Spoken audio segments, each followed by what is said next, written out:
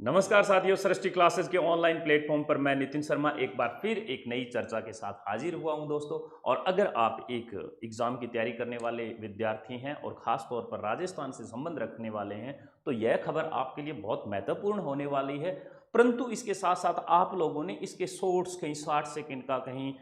30 second की ऐसी खूब सारी वीडियोज़ देख लिए कि आरपीएससी अब 5 गोले लेके आ रहा है। बोर्ड 5 गोले लेके आ रहा है तो पांचवा भी सिलेक्ट करना होगा। इसके बारे में ठीक ढंग से बतियाते हैं, आपको मैं समझाता हूं कि इसके नफे नुकसान क्या हो सकते हैं। परंतु आरपीएससी ने जो अभी फरमान जारी किया वो ये कह रहा है कि साहब अगर आप कोई भी प्रश्न अटेम्प्ट नहीं करते हैं तो आप पांचवा गोला भर दो। अब अगर बात पांचवें गोले को भरने की आती है तो अभ्यर्थी के दिमाग में क्या गुजर रही होगी, इन सब बातों पे चर्चा करते हैं। परंतु एक बात तो तय है कि हमारे आरपीएससी ने ये बात मान ली है कि हाँ, कहीं न कहीं कोई थोड़ा बहुत या बहुत ज़्यादा, कुछ भी कह सकते हो आप, फर्जीवाड़ा तो होता है। आरपीएससी को इसीलिए पांचवा ऑप्शन लाने की जरूरत पड़ी है। और ये जो बात है ये आरपीएससी ने कहीं एक संदेश के माध्यम से स्वीकार कर ली है कि अब फर्जीवाड़ा नहीं होने वाला है। यानी कि इससे पहले फर्जीवाड़े होते आए हैं और इसके लिए मुझे बहुत सारी बातें बताने की जरूरत नहीं है। आप भी जानते हैं, हम भी जानते हैं और खूब सारे अखबारों में आई हुई वो खबरें वो भी हमारे इस गवाह का और सबूत का काम करती है। परंतु मुझे एक शौक बराइची का एक शेर याद आता है कि बर्बाद गुलिस्तां करने को बस एक ही उल्लू काफी था,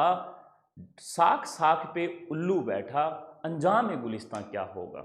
दोस्तों कहानी ये है कि अगर आरपीएससी किसी एक माध्यम से निकलती है और उसको रोकने की कोशिश करते हैं तो उल्लू इतने सारे बैठे हैं इस हमारे गुलिस्तां को, इस बाग को बर्बाद करने के लिए कि जिसका कोई आइडिया नहीं है। एक उल्लू काफी होता है पूरी की पूरी भर्ती को बिगाड़ने के लिए। यहां तो साख साख पे उल्लू बैठे हैं। अब मैं इसके बारे में आपसे थोड़ा सा आगे चर्चा बतियाता हूं कि ये जो पांचवा ऑप्शन जो ई दिखाई दे रहा है आपको, ये जो पांचवा ऑप्शन है दोस्तों, इस पांचवें ऑप्शन में आपको वो अपना गोला जो है वो काला करके आना है जब आप कोई प्रश्न अटेम्प्ट नहीं करते हैं। तो आरपीएससी ये कह रहा है, आरपीएससी के कहने का मतलब आप ठीक ढंग से समझ गए हैं कि मान के चलो अगर मैं एक एग्जाम्पल देखूं तो, और अगर आरपीएससी ये कह रही है कोई एक सवाल है और उसके 5 ऑप्शंस है, इस तरह से ये 5 ऑप्शंस है और ये कह रहा है A B C D E. RPSC ये कह रहा है कि अगर आपको इन चारों में से ऑप्शंस में से कोई नहीं आ रहा है तो आप पांचवा जो गोला है वो काला करके आओ। अब इसके बहुत सारे नफे नुकसान है परंतु आरपीएससी इसके फायदे गिना रहा है क्योंकि ये हरियाणा और केरल की तर्ज पे ऐसा किया जा रहा है। इसके आरपीएससी ये फायदे गिना रही है कि साहब अगर ये पांचवा गोला अभ्यर्थी नहीं भर के आता है और अगर कोई भी, अगर मैं मान के चलूं कि अगर 100 किसी एक पेपर में प्रश्न आए हुए हैं और 10 वो ऑप्शंस नहीं कहीं भरता है, कोई सा भी ऑप्शंस नहीं भरता है, 10 ऐसे सवाल होंगे यानी 10% उसका हिस्सा, तो उसे अयोग्य करार दे दिया जाएगा। दूसरा आरपीएससी ये कहता है,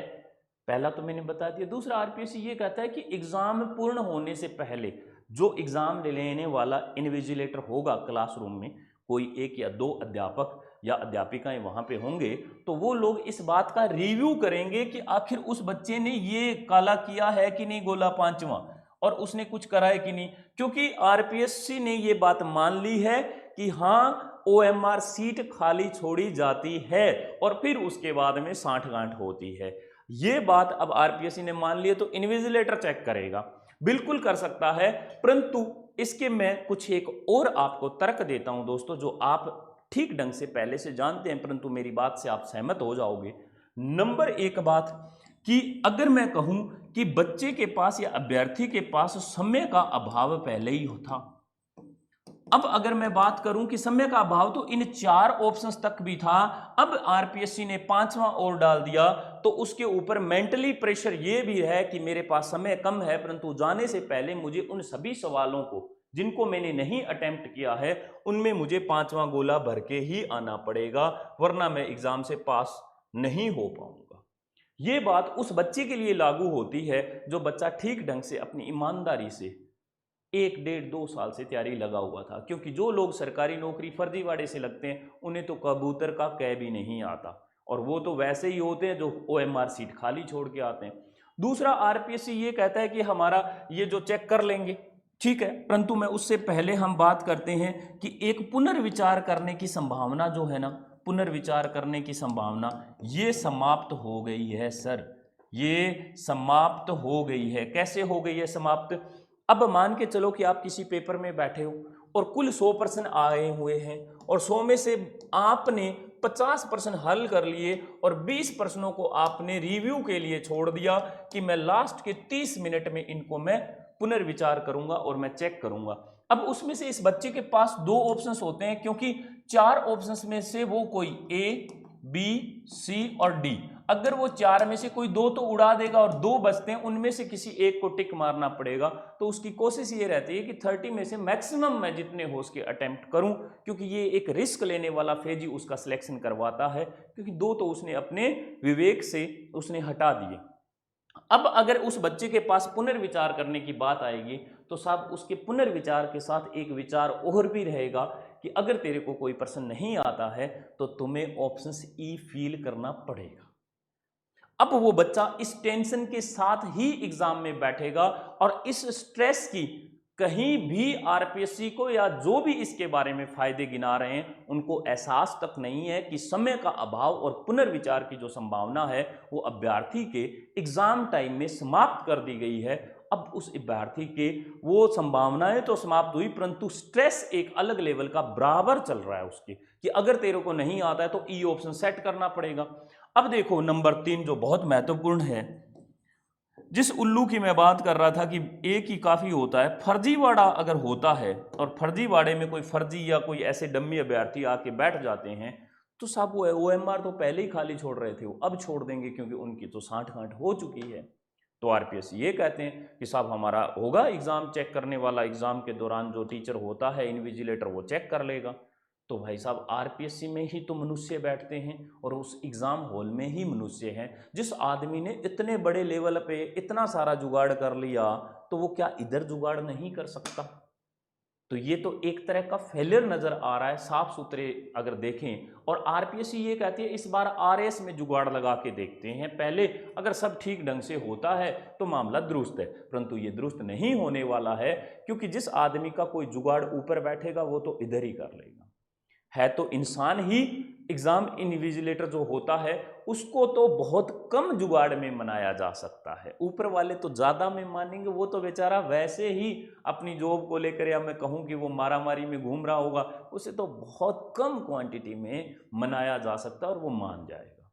अब अगर हम बात करें, खूब सारे इश्तिहार आपने खबरें देखी होगी, इसमें न्यूज़पेपर्स में भर्ती का फर्जीवाड़ा, कई तो बसेस भर भर के ही ऐसा काम हो रहा है, इस पर कोई आवाज़ उठाता नहीं है और ऐसे ही इन लोगों को और ताकत मिलती रहती है। और अब जाकर सरकार ने ये कह दिया है कि आप उसका संपत्ति का कुछ हटा दो या कर दो, है ना, संपत्ति से उसको दूर कर दो। ये सारी चीज़ें अब कह रही है सरकार की, अब उनकी संपत्ति जब्त कर ली जाएगी, जिंदगी भर के लिए एग्जाम से बाहर कर दिया जाएगा। ऐसी बहुत सारी चीज़ें सामने आई है, सरकार ने खूब सारे कड़े कानून भी बनाए। परंतु इसके अलावा जिन लोगों का ये धंधा है, जिन लोगों का काम है, वो ऐसा काम करते ही आ रहे हैं और वो ऐसा शिकार उन्हीं लोगों को बनाते हैं जो बिल्कुल एज के किनारे पे लगे होते हैं या जिनको कुछ आता नहीं है, पैसा उन लोगों के पास खूब दबा के होता है। इससे शिकार जो होता है वो अभ्यर्थी और वो मैं कहता हूं कि प्रतियोगी परीक्षा में बैठने वाला विद्यार्थी होता है, जिसके घर पे गरीबी की मार से वो थपेड़े झेल रहा है, पिता खेत में काम कर रहा है, माता घर में बीमार रहती है और थपेड़े वो भी खा रहा है पूरा परिवार। उसके पास फॉर्म भरने के पैसे नहीं है, उसकी जो सीट होती है वो सीट किसी और को मिल जाती है और अब आप आकर ये कह रहे हो कि हम ई ऑप्शंस ले आए हैं। इसके अलावा आप ऐसा उस तंत्र को नहीं सेट कर सकते, आप उसमें कुछ ऐसा नया बदलाव नहीं कर सकते, क्या आपके विश्वासी अधिकारियों को वहां पे नहीं सेट कर सकते? ऐसे बहुत सारी चीजें की जा सकती है, परंतु इन नियमों में ऐसे छोटे छोटे ई ऑप्शन सेट कर दो या ये कर दो, अरे इसमें ई के बाद FZ तक कर दोगे तो भी जुगाड़ करने वाले जुगाड़ कर जाएंगे। परंतु उस अभ्यर्थी का क्या होगा जिसने अपनी लगन और मेहनत के साथ तैयारी की है? ये सब दोस्तों सच कहूं तो ये सब चीजें मुझे किसी हद तक बकवास सी नजर आती है, क्योंकि ई ऑप्शंस इसमें ला देना एग्जाम में कोई ये बहुत बड़ा काम नहीं किया, इससे पहले भी हरियाणा और केरला ने ऐसा कर रखा है, परंतु तंत्र को, इस पूरे सिस्टम को पूरा का पूरा हमें दुरुस्त करना पड़ेगा और सरकारों का हमें साथ देना पड़ेगा और हमें प्रशासन का साथ देना पड़ेगा। कहीं हम लोग भी लिप्त होते हैं, हमारी ही लालसाएं होती है कि अगर पहले दिन रात को मुझे 50% ही मिल जाए तो इतने का जुगाड़ कर दूं और मैं उतने का कर दूं, चाहे घर पे खाने के लिए दाने ही ना हो, और हम लोग ही इस सिस्टम का आगे चलकर हिस्सा बन जाते हैं। मानते हैं सरकारों का या इसका प्रशासन का या मैं कहूँ बोर्ड का फेलर हो सकता है, परंतु उसके एक तरफ अगर उसका दूसरा पहलू देखा जाए तो उसका हिस्सा हम लोग होते हैं। हमें सबसे पहले स्ट्रांग होना पड़ेगा, हम लोगों को उन लोगों की जानकारी बोर्ड तक या डिपार्टमेंट तक देनी पड़ेगी और फिर उसके बाद इन लोगों पर धीरे धीरे लगाम कसी जाएगी। ये था 5 गोलों वाला सारा का सारा सामान। मुझे पूरी आशा है कि यह वीडियो आपको ठीक ढंग से समझ आया होगा और 5 गोले के जो नफ़े नुकसान है उनके बारे में आपको ठीक ढंग से समझ आ गया। बहुत बहुत शुक्रिया, बहुत बहुत धन्यवाद।